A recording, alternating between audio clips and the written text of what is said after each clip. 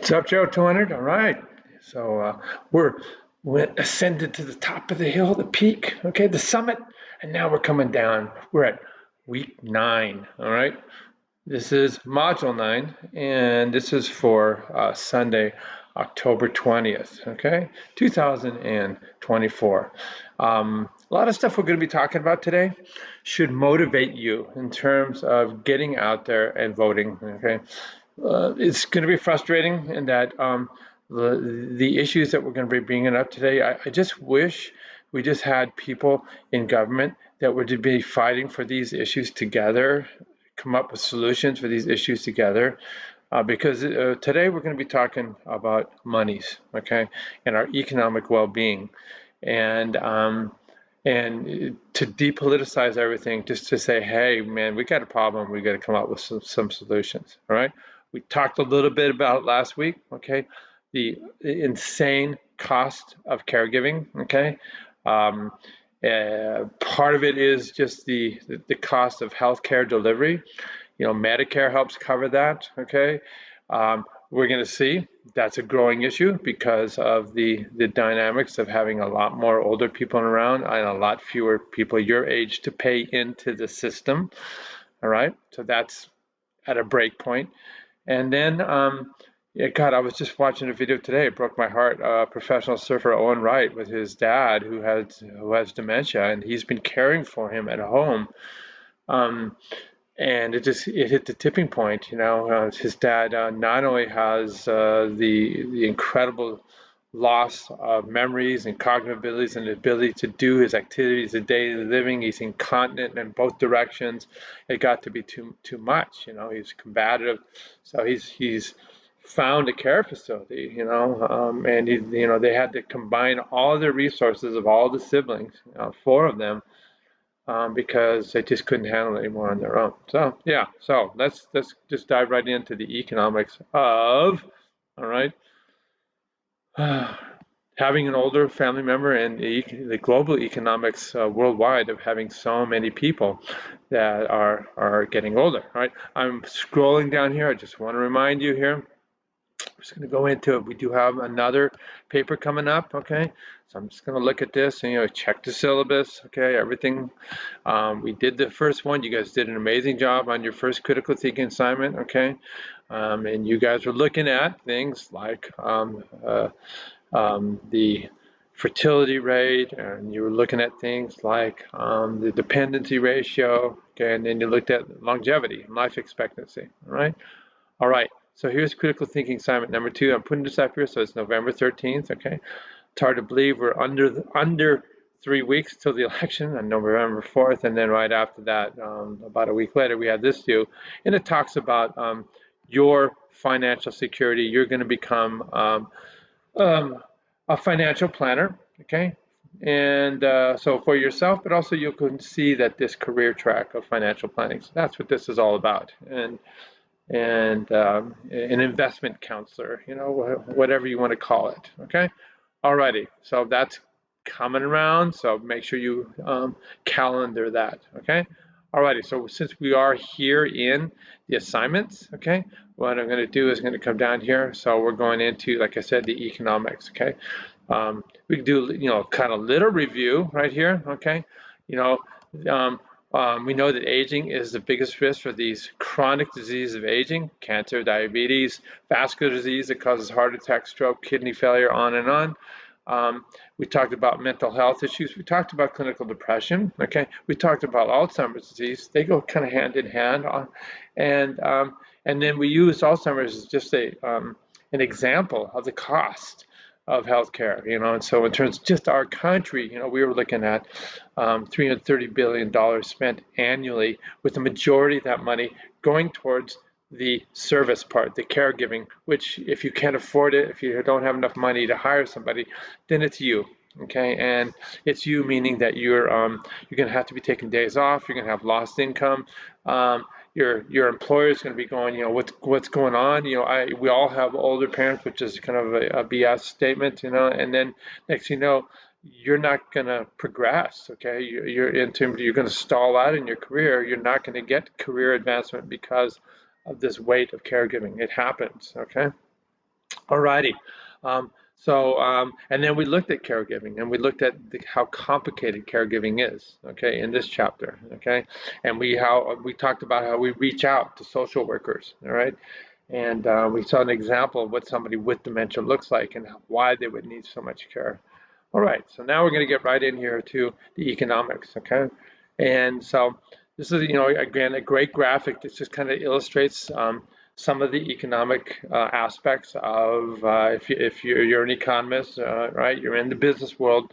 You're going to look at costs, okay, and you're going to look at revenue, okay, and so we have healthcare costs. We have costs that are social service, okay.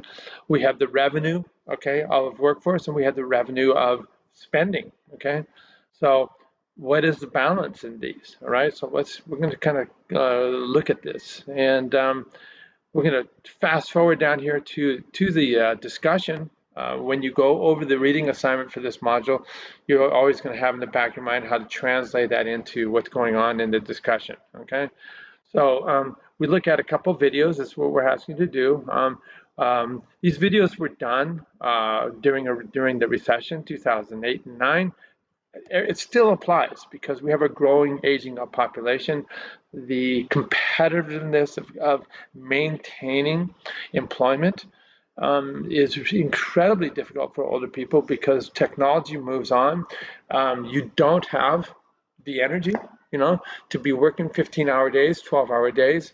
And while you have a lot of wisdom, there are some new technologies that take you a while to master. Okay. And so we went in, when you're looking at the discussion, you can look at the work experience of somebody. You can maybe translate this into somebody in your circle, one of your family members or friends that are older, and how their work experience is now translating into their well-being as they get into their older years over the age of 65. Okay. If they had a low-paying job, they don't have economic security, there's high levels of stress. Okay, they may not be able to retire. Okay, because of the lack of income, they may let their dental insurance lapse. Okay, they may have lots of problems, and especially if you're pre-Medicare, in terms of healthcare decisions, and even post-Medicare, there's so much out-of-pocket expenses. Okay, and people will defer getting taken care of, which can be a downward spiral. All right. So what's the economic solution? So I want you guys to, again, you guys I'm passing the baton to you because this is your world, I'm going to be gone before you know it, okay? A lot of you guys are business majors, so I want you to watch these videos. In particular, you watch the third one, okay? It's a more modern one. It was produced in 2018. And it looks at the growing population of seniors, retirees that only have Social Security. They didn't make that much money. We're going to go over how your Social Security is calculated. It's indexed, okay, based on how much you've earned over a 30-year period of time. So you may be only making $1,500 a year on your Social Security, and that's all you have. All right. So there's this growing population of seniors that are unhoused, homeless, working, living out of trailers, living out of recreational vehicles, living out of tents, and they're nomads going from job to job that they can somehow get. So it's a really, really tough situation, right? So this one right here, again, talks about the struggle of trying to find work when you get older. We're being expected to work though, so our Social Security is not supposed to be your entire income. The design in capitalism is you're going to make money, you're going to invest your money, all right? You're going to have your play money, okay? You're going to invest your money. You're going to look the other way so that when you get to the point that you don't want to work anymore, your investment has grown and you can now live off of that, okay? Social Security is just a little like sprinkle on your cupcake. All righty. And then we, of course, down here, and again, this was, they talk about the future of aging. All right, this is really, really, really amazingly well done. So, and they refer to that movie Nomadland, which was an Academy Award winning movie, where they they feature all these people that are lost in terms of the U.S. economy. They're too old to get jobs. Okay, they don't have any investments. Again, half of America after the age of 60 has zero investments. Okay, they're solely reliant on Social Security, and so they, like nomads, move all around the country taking on the most menial jobs. Okay, and there's this frontiersman, Bob Wells, that's featured in this movie, featured in this documentary, with solutions that he comes with to help people out. All right, so very, very, very cool discussion. And you guys got to come up with problems. Like I said, I wish we could come together as a country. Please get out there and vote. And maybe if you vote for the right person, they'll prioritize things. Alrighty. So what we're going to do is we're going to look at the economic and social implications of aging. This is, you guys are veterans now in this class. This is for a large part is review. Okay. This is the face page on this article. All right. And I'm just going to jump through it here real quickly. And a lot of it is, stuff you already know. All right. So we had kind of a little blip in the financial crisis in 2008. All right, so this was our recession where there was a wake-up call in terms of the financial well-being of a lot of countries, including our own. Okay, and so what becomes clear is governments are attending to, and they're not doing the greatest job of these conflicting priorities we see right here. We have to be able to sustain public spending on pensions. Okay, so remember, a lot of countries. Okay, the Nordic countries. We have Germany. We have France. We have Greece. We have Japan. All these different countries, have a big percentage of their economic well-being, a percentage of their gross domestic product that is devoted to government-funded pension systems. Okay, government-funded care system for older people. Remember, we saw that the Nordic countries, they have a high tax rate to make sure that that there are services available to older people. Okay, that has to be balanced with a reduced productivity economically in countries. So they're growing deficits. Okay, and you hear that in our country all the time. We have this growing deficit. Okay, it's the billions of dollars is amazing, and we have to pay out. It's like we're in loan with countries all around the world. Okay. Alrighty, so this is a big problem for advanced economies, okay, and then they go over, the demographics, okay, and the biggest growth group, of course, is the people over the age of 65, and we see right here, we look at this distribution of age groups, okay, and we're looking right here.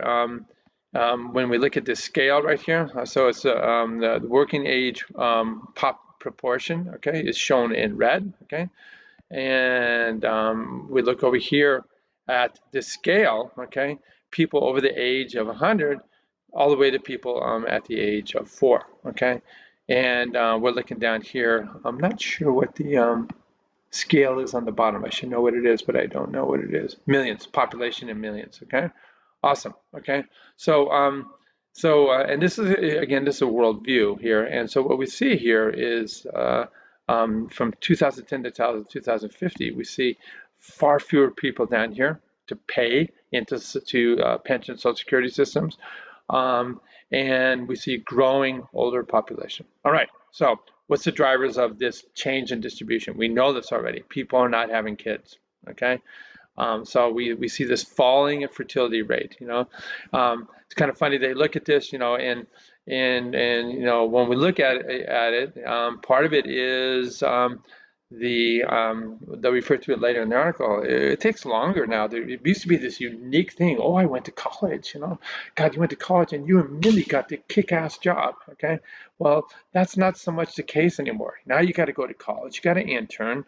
Okay. You got to work your way up still. And so this period of development to get to the professional kind of stability so that you can even think about getting married or think about having kids is now, you know, this would happen by mid-20s. Now it's mid-30s. Okay, so what are we doing here? We already know that time is a ticking in terms of having children. All right, so the fertility rate is dropping because of that. Okay, I love this right here that they're talking about here. So some people that study populations said that it's also a link to between a change in that, hey, we, you know, especially with birth control, we can have sex just for fun and don't link it to reproduction. Okay, something tells me that humans have always had sex for fun. All right, anyways, so then you combine that, okay, with people live longer. Mortality is death, falling mortality rate. So, you know, these are just, you know, common things that we talk about that, okay?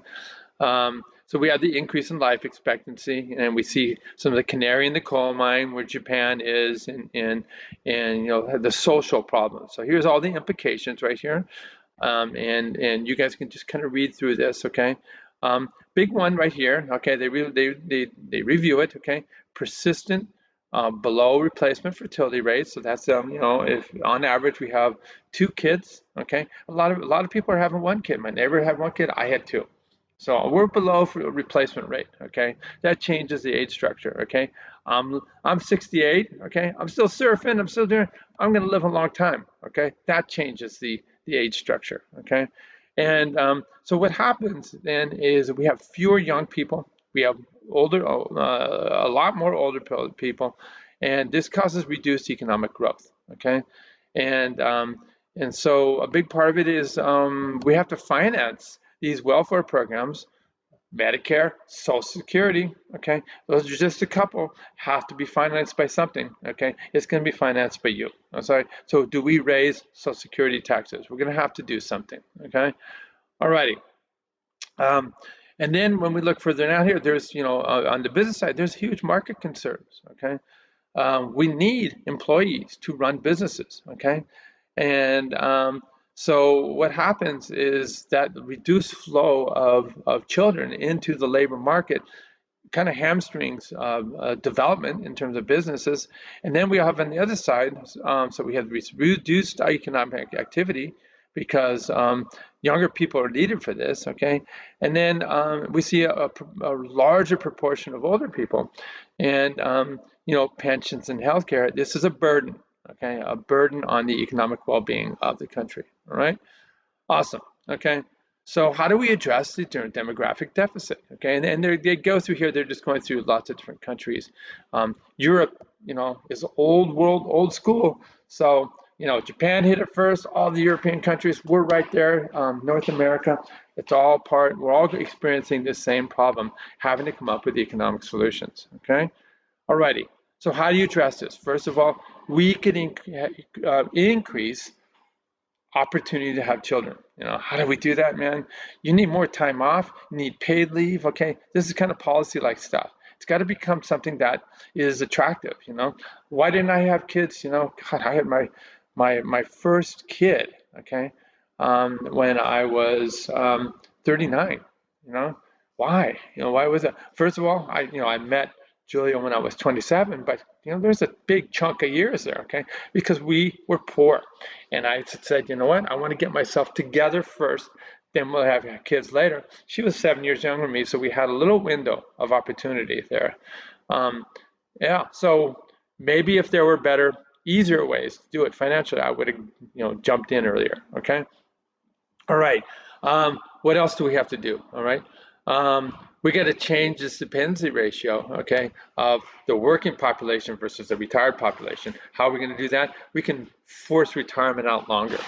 All right, and this is what there were riots in France a few years back because they were suggesting about moving the retirement rate from 50 to 53 or something like that. Okay, so this is a global issue. Okay, people are hamstrung by these pensions that the government says they're going to pay out, and the only way to do it is to raise taxes or to have people work longer. Okay, awesome. All righty. What else can we do? Okay, let's make sure I'm covering everything. All right. So yeah, so we gotta finance this and reconfigure everything. All right, and this is what this is all about. All right. Um, And this is a figure we've seen millions of times, okay? Alrighty, so, hey buddy, it's my boy dog. Hey, you wanna say hi? Come here, come, oh, he's stretching. Come here, buddy. There's my boy dog. Dudley. Okay, alrighty. Um, he came up and jammed me with his, hey, wait a minute, who's that? There's the girl, there's the boy, girls and boys. Okay, awesome dogs. Um, So, the main drivers of burden, okay, are Social Security, but really healthcare costs are huge. So what you see, there's this big movement of wellness, okay. You see it marketed by insurance companies until your head wants to explode, okay. And so the idea is we want people to have extended years of healthy life expectancy. And guess what? You know what? Rich people get better things. You have health care, you have access to better food, they have access to being able to exercise. Desi, get down. Desi! He was thinking about grabbing food off the island. Um, and but you see down here the lower income people, they suffer. Okay, there's more stress, et cetera, like that. Okay, so we want to postpone frailty. Why can't everybody have this trajectory? Okay, that's a goal right there. Reduce healthcare costs. That's what we want to do. All right, that's what we're going to do. We're going to address this social change. Okay, now what's happening here in terms of like the caregiving, family structures are changing. We don't, you're not having this overlap. So my kids, I was the I was the youngest in my family. My older brother, 4.5 years older than me, and then an older brother, 10 years older than me. So my youngest son never met my dad, okay, because he passed away, and he came in, right 6 months after my dad passed, and my oldest son was there for 5 years, okay. Why is that? Well, look at how long it was before I had kids, okay. So you're having this dynamic, okay, where you're having this changing family structure. I'm much older too. My kids, are not going to have the benefit of me killing it until they're into their 50s or 60s. Okay, I'm going to start doing that decline, and it's going to be on them. Okay, I only have 2 kids, so there's increased burden. All right. Yes, we will need to delay life transitions. Okay, so we need to work longer. Basically, what it is. Okay. Um, there's a huge problem here. All right, this is a big social thing. This intergenerational fairness. Okay. Can I really expect you to do the caregiving on me? Is that fair? And by the way, since I'm not going anywhere, how fair is it that we've driven up housing prices? Okay, it's not, and it's a big generational thing. It's a big economic thing. Alrighty, so one solution that is mentioned in here, and we mentioned at the very beginning of class, if we don't have enough fertility, okay, we still need the workforce, okay, and so one solution is immigration. This is a hot item, politically right now. If we, get rid of all the immigrants, okay, there's a lot of businesses that are suffering. A lot of manufacturing has people that are immigrants. We look at our farms, okay, immigrants, even my grandparents, okay, way back when, traditionally will take on the most low-paying, most difficult, stressful manual labor jobs because they got to get their foot in the door, all right? And then Americans have been around for a long time, multiple generations. Like, I don't want to do that kind of work. Somebody's got to do it, and that's why immigration is so important. Okay, and so I had an example over the summer. All right, so this is Vitaly. Okay, and I needed to get my stove repaired, my oven repaired. Stove is the burner on top. My oven repaired, and I met Vitaly. Okay, he worked for a company called Caesar's Appliance. Vitaly immigrated from the Ukraine in 2016. This was June 6, 2024. All right, how awesome. Okay, that he was the kind of skilled worker that can come in and help me out. If we didn't have Vitaly, I would have an oven that still didn't work. Okay. So this is just, an example of the solutions, okay? Alrighty, so we come down here, and this is a real quick NPR article, okay? and it's really cool. And this is Bob Orozco right here. He's actually in Laguna Niguel, and he's maintained his work by working in a senior center. He does exercise classes. He's well past the age of 65, okay? Which is awesome if you can do it, okay? So if you go into the NPR, they talk about these are just examples of the challenge that people have. So this is the URL, 2019 article, and so again, they talk about Bob here, okay? And in Bob's case, how unique it is, like I said, he's 89 years old. He still gets paid, all right? So he's doing the pushing the envelope of delaying retirement, okay, and then reducing the dependency ratio, okay, because he's still working, then he's less reliant on services, okay. Alrighty, they go into the workforce categories here. You can check this out, but here's a great example, okay, of what's I'm 68. I'm not going to be retiring soon, so that's cool. All right, so they're going to talk about retirement funds in here. So it's going to be your first shot over the bow, and sadly, okay, we're looking at baby boomers. The median, this is the middle, okay, of all the millions of people, right? 20 million people, okay, saved a little over $150,000, okay? That's not going to get you through a 38-year retirement, okay? And the majority of people, like I said, there can be 50% of the people or 40% of the people has nothing, okay? Alrighty, so we scroll down here, we get past Bob Orozco, okay? And they look at a couple of other examples. Here's Kylie Cohen, okay? We come down here, and her neighbor, Veronica Bryant, okay?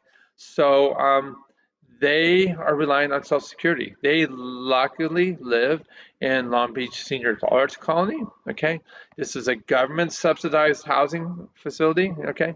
Making their life a little bit easier, but it's still very difficult, okay? She worked for decades, okay? As a TV copywriter, children's requirements, she had to raise 2 children as a single divorced mother, right? She's scrapping, okay? She has nothing but Social Security and food stamps. This is certainly not the way she saw life turning out, okay? She needs affordable housing, okay? Here's her scenario, okay? 70% of her Social Security is spent on rent, and she says that leaves a remainder of $245 every month for everything else. For utilities, can you imagine this? Cleaning supplies, transportation, food for her little dog. This is how she lives, okay? Veronica Bryant is similar, okay? And just scraping by, okay? Luckily, they have government subsidized housing, okay? Alrighty, that reduces the cost of living in SoCal, right? And then you have somebody who's lucky, okay? Just like my friend from Laguna Niguel in the very beginning, here's Carrie Eagle. She's 70 years old. She was a school teacher. You know what school teachers get? They get a pension, okay? They pay into this system their entire lives, and then they have a guaranteed income the rest of their lives. So she's able then to be freed up, and she does a lot of volunteer work. So those are just 3 case studies for you to think about. All right, awesome. That's where we end. All right, and we've given you a lot to chew on here. And you got to think about where you see yourself. Ask your parents, your grandparents where they're at. This is, how did they get there? This is a part of the final paper that you do, where you actually sit down. It's great. Like I said, you do your final paper, you take out your phone, and you videotape that person with these really amazing answers, this crazy conversation you're going to have that you normally wouldn't have. So it's awesome. Okay, my friends, I'm going to say peace, stop there, and we'll see you next time.